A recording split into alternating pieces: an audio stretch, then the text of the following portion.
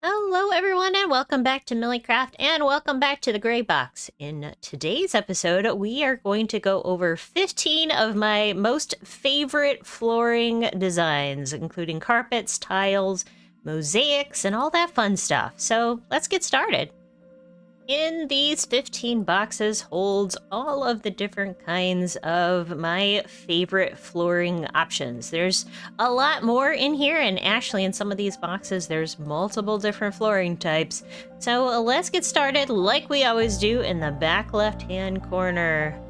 Back here, we're going to start out with the very most basic of flooring types. Now, I'm not doing some of the wooden floors or, some of the stuff that you're just used to all the time. We're going to be looking specifically at carpets and special floors. So when you need to dress up a room that's not just plain old oak or some other spruce or something, and when you want to do something a little fancier, that's what we're going to be working on today.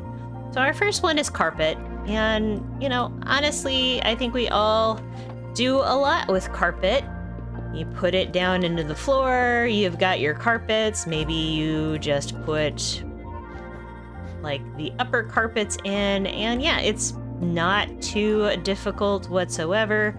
You can balance it off by doing some other color mixing on through here, and we can just kind of represent that by coming in and putting some different colors.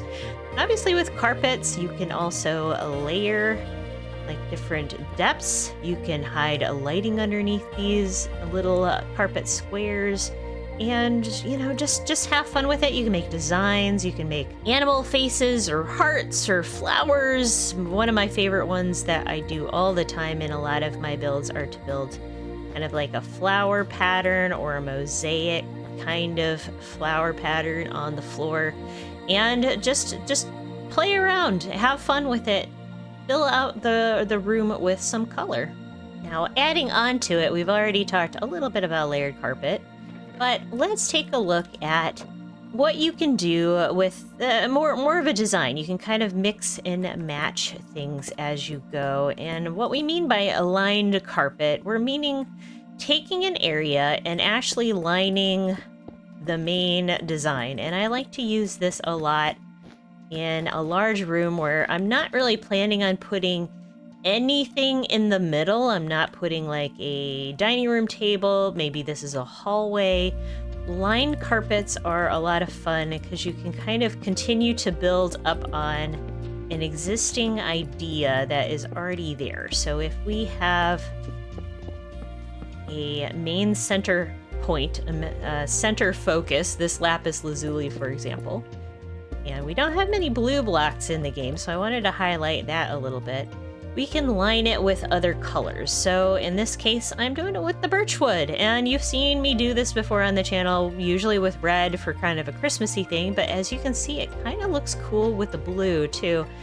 And then we can also layer it just like we did over there, where we add some different layers, and then you can hide lighting underneath it so that you don't have to have a light directly in this area. You can hide it so it looks like it's just a lit carpet. But have fun with lining carpets. Start with a middle design. If you wanted to have something fancier here in the middle, let's say we had one of these colored terracottas, for example. We could kind of put it in the middle. Then you can add to it and keep lining until you've filled the space. Now, I've seen a lot of these going around lately, and I wanted to highlight leaf carpets. Now that we have leaf litter, I've been seeing a lot of these designs, and I've actually put these in some of my Craftworks areas in the Adventure Guild, and I absolutely adore this. But here's the base level to start off with a leaf carpet. So we're going to take, and we're going to do all of these colors here real quick. But we're going to take a base color of some sort. I like these mushroom blocks because they blend really well with the leaf litter. And then you're going to have to do a line. So we're going to actually line this carpet like this. So remember, when you put leaf litter down, you're going to be putting it along the edge. Now, if I want to rotate around this corner, I'm going to have to start at a different spot to rotate it. So you have to kind of zippy around this direction. So you're going to start always on the right hand side, and then if you need to do it like that, and then we keep going, and then it kind of does a rounded thing. This would make a really cool, cozy autumn mat in a build somewhere. Now, again, I've seen quite a few of these lately, and I'm gonna come and do our terracotta thing here real quick. If you've not watched my terracotta video, definitely want to check that out. And I'm gonna, like, let's see, like this, and then we're gonna do that, and you can place it down. Now, terracotta in and of itself looks kind of plain, but if we cover it completely in leaves versus lining it in this case, from a little bit of a distance, it looks like a really old carpet, like a dirty carpet that you would see in like a weird restaurant or like an old movie theater. And the same thing with this, the yellow terracotta. And I'm just gonna do our rotation here, and I'm gonna do that again with this one. We're just going to do the clockwise rotation, and then I'm going to fill it with the leaf litter. And you can do it with the other colors of terracotta too. Something about the bright color of the terracotta underneath with the brown leaf litter above it, it really highlights it. It, again, looks very kind of dirty and grungy and old, but from a distance, it looks like maybe an oriental rug. Next up, if you haven't already, like and subscribe! In all honesty, lichen is a really cool thing that you can use as well as your leaf litter. And I'm going to highlight a couple different colors here. We're also going to go with a little bit of skulk, because skulk, even though it's not lichen, it's like a vein, and it has a similar look to it, which I think is kind of cool. So let's start off with the lichen. And you can do this in a couple different ways. Whoops. Like, there. If you have it all in all in the same texture, this pale oak makes a cool looking carpet too. But if you want to make it into more of a carpet, this is also going to glow. It's going to give off a little bit of light so that mobs don't spawn. But I think that looks really kind of cool. And then if we let's take this warped wood here, same idea, different kinds of lichen underneath.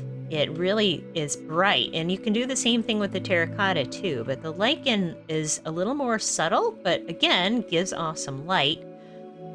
Now the skulk is kind of an interesting thing too, and I'm gonna go back to what we just did over there where we did kind of a surrounding, and we're gonna kind of go different kind of shades around here, and then I'm actually going to finish it out with this skulk. And then we can add in these colors to kind of do a gradient underneath the skulk. And you can actually mix and match this a little bit with the lichen as well. But like the skulk itself has a very interesting pattern, and obviously it does move and it changes color. It has a little bit of a twinkly effect to it. But just as easily, look at that. That would make a really cool carpet in a very jazzy room.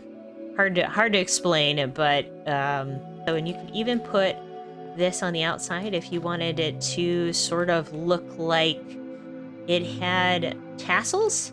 And speaking of which, you can actually do that with the leaf litter too. So I need to come over here and do it like this. We have to do it like this. And look how that looks like it has tassels coming off of it. And I've already kind of hinted to it in these other rugs, but don't forget hidden lighting. That's why we're going to use some layering. That's why we're doing some various levels. And I'm just going to throw in all of the different kinds of lighting here and some couple different carpet options. Now, some of these, let's take these sea lanterns and these shroom lights. They're all going to be covered up very easily by the regular carpet, and you can even layer without lighting too if you want. And then we can also use it in the design itself too in places. So if we wanted to do, let's see, I'm gonna kind of merge these a little bit, and we can maybe hide one and maybe not hide some. And we can put some of these around. Oops, I'm gonna do that. Kind of merge them up and hide them or not. Like if I were to be using those teal colors over there, that would make a really cool like design in the teal, but we can also cover them up. And then it's perfectly bright in here. Lots of different color varieties and variations, and you can use any of these solid blocks. Now you can technically hide a torch or a lantern underneath, but just be warned that these light blocks that are solid, like the frog lights and the sea lanterns and the shroom lights, they tend to do better and cause less lag in the grand scheme of things. If you're doing a lot of hidden light, you use some blocks if you have access to them. All right, bopping on over here, we're gonna look at moss flooring. Now, don't overlook naturals, because we've already not overlooked the leaf litter over there and the lichen and such. But don't overlook these natural kinds of blocks either. And again, just like with regular carpets, the moss blocks, we're going to take the green in this case, moss blocks and the moss carpets are able to have some lighting. And you can plop these around anywhere you like. You can have different levels, etc. when you're doing this kind of lighting, this kind of carpeting. And the pale moss carpet, I'm going to actually put up against the wall here, because that's something that I don't want you forgetting when you're kind of doing your decorating, is this ability to have it creep up the walls when you're doing things. I wish kind of that they would do this for the moss blocks too, honestly. I know it's supposed to look a little more creepy and like, let's do a smaller one there. It's supposed to look a little like more eerie and creepy, but I love how that looks, especially if you were putting this carpet in the middle of a floor somewhere where there's pillars in the architecture of the building. Have it creep on up. Have it kind of like do this little additional, and it makes it look a little bit more fuzzy and furry and alive. Speaking of natural stuff, we're going to continue on with the natural stuff by making some smaller mats and some smaller things. Now, don't forget these guys either. Don't sleep on some of these natural blocks. I will say that my friend Lucky Lane and Blazer for Hire both saw this, and I think they got it from Winter Wendigo, so I'm name dropping today. But kelp takes a lot, but if you have a kelp farm, you smelt it all up. Look at this. It makes the coolest tile. I don't know who discovered that recently, but it makes a really cool look, and I've never thought to use this. It has a very nice light pale green color and has these very obvious lines, so from a distance it looks like a green tile with grout, and that's pretty cool. Another one I've been seeing a lot of people use, and we actually have to put some of this upright like this, is the idea of building a Japanese tatami. And you can actually do this in quite a few different ways. Obviously, the tatami will have more of a line, but I've seen people use bathrooms with these tiles as well. And you can do a little bit of a mixture. If you really want like a natural house, you can have like some bamboo in some rooms, a specific room for that. You can make bathroom tiles out of these guys. I think I need to use these more. I really have not used these ideas at all yet, and I think it's spectacular. What I have used some in the past are these cool straw bales, and obviously you can do a straw bale like carpet this way, where it has these lines and kind of make it look carpety, and you can even really make it look kind of like a flowery. I don't know if you can kind of see that, but from a distance with this lichen, it makes it look like maybe a kid's carpet or something along those lines. But you could even just put 2 of these down and have like a welcome mat, and I think that's kind of nifty. You can decorate them up in different ways, but it's pretty nifty. And if you put this down like in a conspicuous spot where you're like jumping down from a second story, it will help mitigate fall damage. Straw bales have a lot of uses that people don't think about, and I think making them into carpets is one of them that we don't use a whole lot. Next up, wart blocks. And if you've been on this channel for very long, you'll know that I love a good warp block carpet. I don't know what it is about these things. It's probably just because of the fact they have a lot of texture to them. And like a lot of people just throw them in the composter after they've gotten their actually like warp wood. But they can make such a rich looking carpet, especially in like a church or a castle or something like that. They have really good color variety, so you can take, in this case, like you can take a carpet and surround it. And I can even do like this with it, with the whites. I'm just going to kind of make different colors here, but you can use some of the other colors that are available to add into this.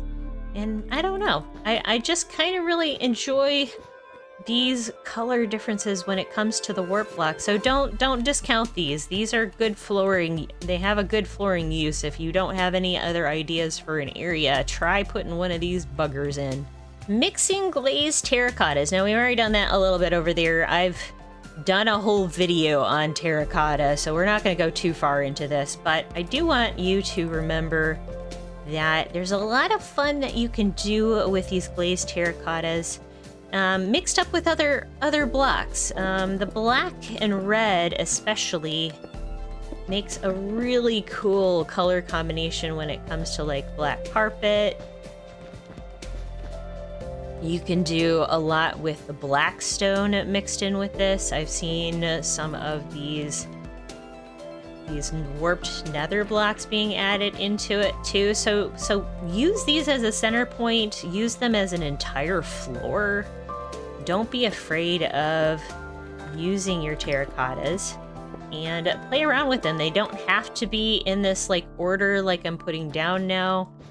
You can do them all sorts of different ways. I'm going to finish out this carpet because I think this looks kind of cool. There are quite a few terracottas, and if we come down here, you can see that the brown glazed terracotta has some of this teal, some of these blues, some of the cyans. They all have a lot of those similar colors in them. So don't be afraid of mixing and matching some of these guys. And just because people don't use this block very often, take a look at, take a look at the lime terracotta too as you go. I think this makes an absolutely fantastic carpet for like a Mexican restaurant or something along those lines where you're going to want a lot of bursts of color. And there's orange in here that's very similar to the orange sand or the red sandstone.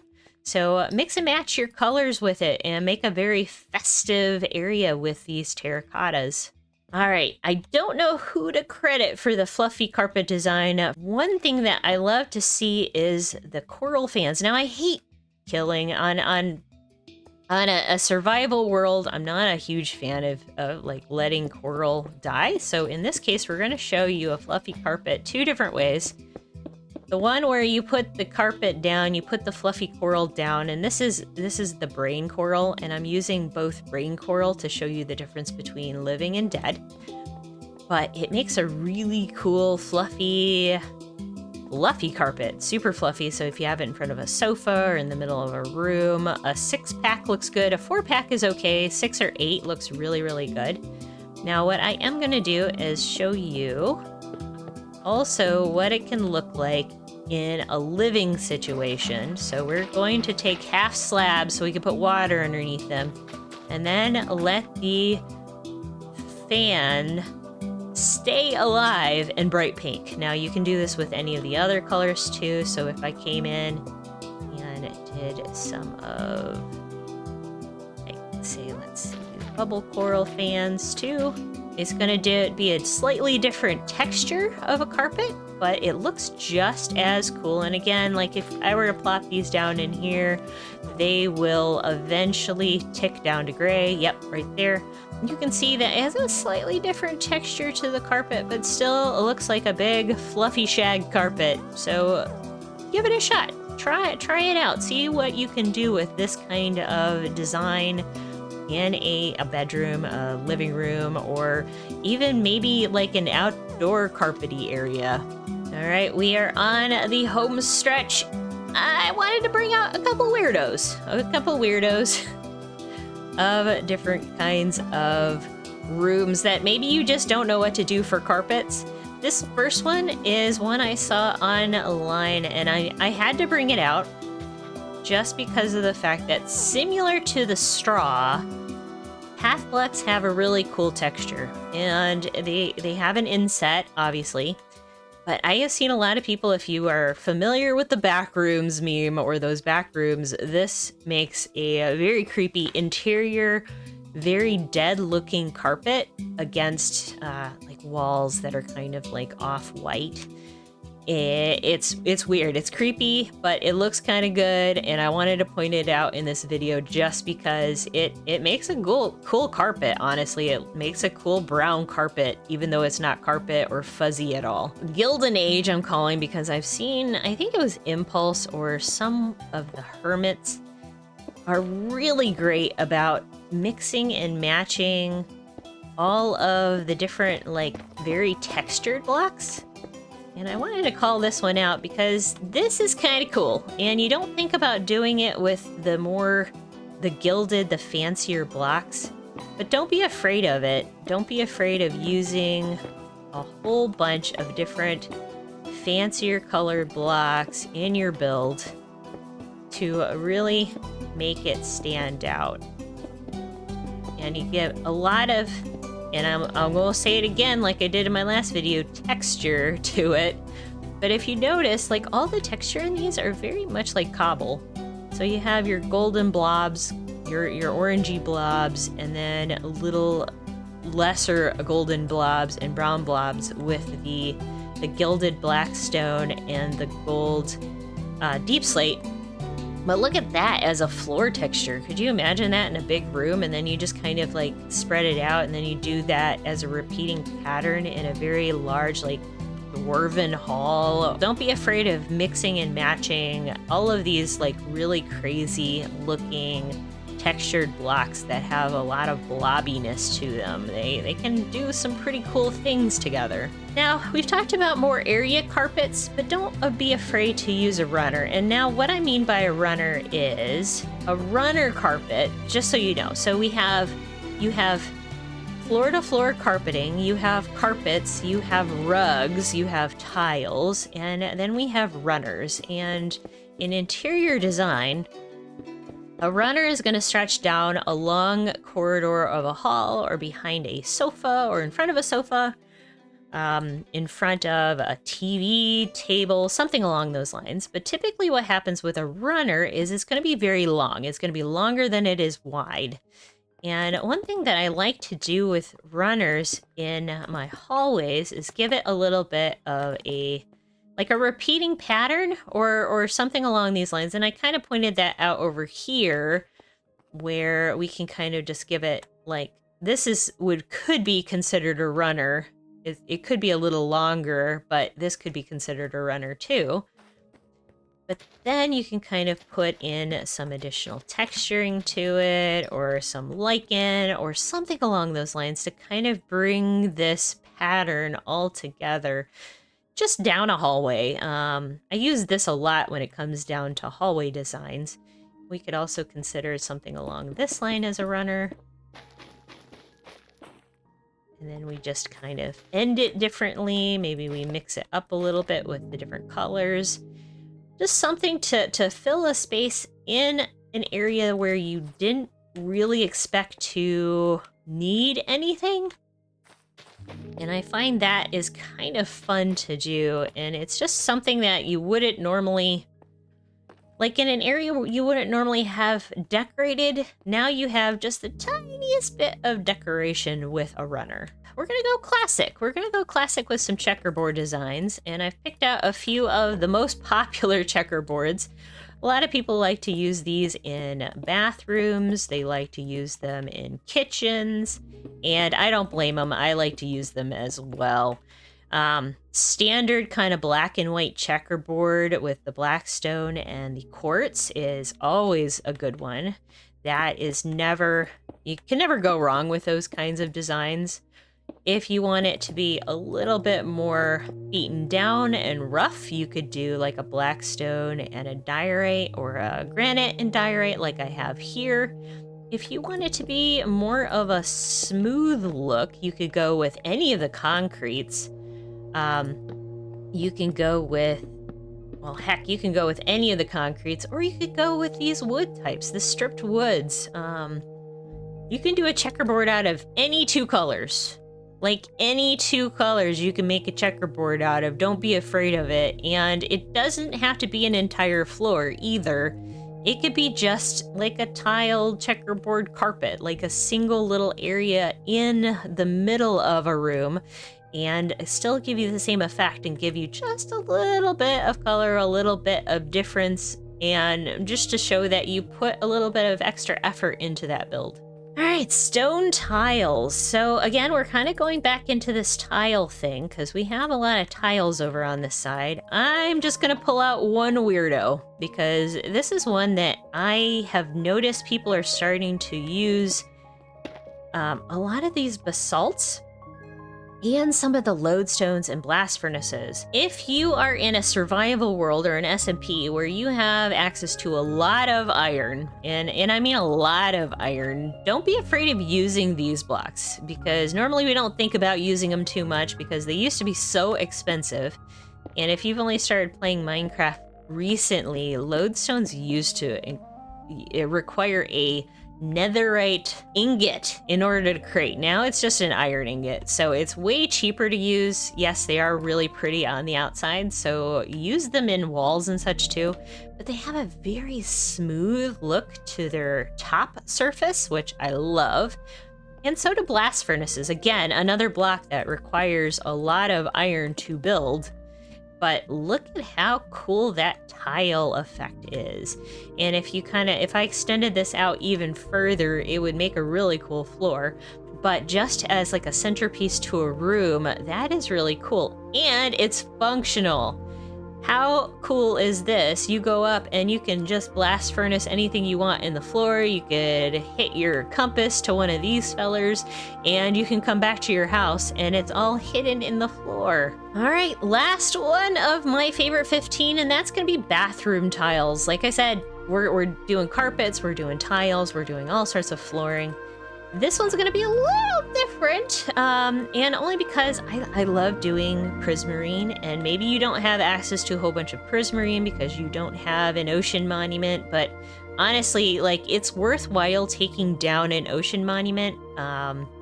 I know it seems a little scary at first, but once you get some potion brewing supplies and do your invisibility potion and water breathing and all that fun stuff, you can get these relatively easy once you take out an ocean monument. But obviously in creative we have access to all of these. Something I like to do in a bathroom though is also use these grates. And the grates are really cool because obviously in a bathroom you need some kind of drainage on the floor. But something about these blocks together, look how nice the oxidized copper looks with these. It's not a used block as much as I think a lot of people would like to use these blocks because they are more difficult in a survival setting, but I think people should use them more. And I also think people should use regular prismarine because, as you notice as we're watching this, we have more of the green that really brings out those copper, and then it's going to float back to blue, and it's going to give you a subtle change of color in your rug without you having to do anything. Look, now it matches more of that blue color of the prismarine block, but it still kind of matches with that copper, and I think that is really awesome. And now look, it's more blue. So lots and lots of things you can play around with these, and just use them in a bathroom setting if you want. Use it in a regular area. Use the grates where you might have like drainage or something along those lines, or a factory setting. Any of those might be really cool to use these floor effects with. All right, there you have it. This was a rather fast video this time. Lots and lots of flooring details for you to pick from. for you to kind of play around with and make your own. Don't be afraid of decorating your floors. Don't forget the floors. They're there too. They're there for, adding color and such in a room that might be just a bed and some chests. So hope y'all enjoyed this one. I love y'all very, very much. Give yourselves a hug from me. If you haven't subscribed, please do so if you like this kind of content. If you are interested in becoming a member, I do put these videos up a little bit early. That's kind of the perk you get for a couple dollars a month. I appreciate the support, honestly. I don't make a whole lot of money from this channel, but I like to supplement, and it's fun to know that you guys appreciate this kind of content, and it keeps me going. It keeps me motivated. All right, everybody, I hope you enjoyed.